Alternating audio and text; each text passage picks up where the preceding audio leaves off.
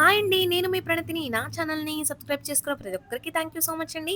ఈరోజైతే ఎంతో సింపుల్‌గా రసం రైస్ ఎలా చేయాలో మీకు చూపిస్తున్నాను. ముందుగా బౌల్ తీసుకొని ఒక కప్పు బియ్యాన్నయితే యాడ్ చేసి, అరకప్పు కందిపప్పునైతే వేసుకొని శుభ్రంగా కడిగి అరగంట సేపు నానబెట్టుకోవాలి.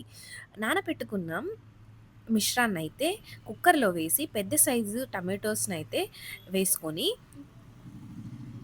చిటికెడు పసుపు, కరివేపాకు, ఆవాలు, జీలకర్రనైతే యాడ్ చేసి, సరిపడా వాటర్‌నైతే వేసుకొని, కుక్కర్ మూత పెట్టుకొని, స్టవ్ వెలిగించి 3 విజిల్స్ వచ్చేంత వరకు మెత్తగా కుక్ చేసుకోవాలి.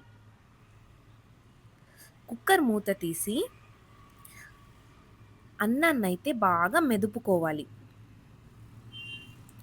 నానబెట్టుకున్న చింతపండు రసాన్నయితే యాడ్ చేసి, లో ఫ్లేమ్‌లో బాగా మిక్స్ చేసుకుంటూ కుక్ చేసుకోవాలి. సరిపడా కారము, సాల్ట్ వేసుకొని మిక్స్ చేసుకొని, బాగా కుక్ చేసుకోవాలి.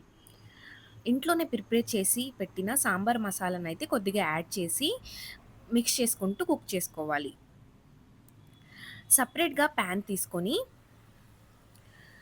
స్టవ్ వెలిగించి, ఆయిల్ వేసి, ఆవాలు, జీలకర్ర, వెల్లుల్లిపాయలనైతే యాడ్ చేసి, సెపరేట్‌గా పెట్టుకున్న మిశ్రమాన్నయితే ఇందులో యాడ్ చేసుకోవాలి. అంతేనండి.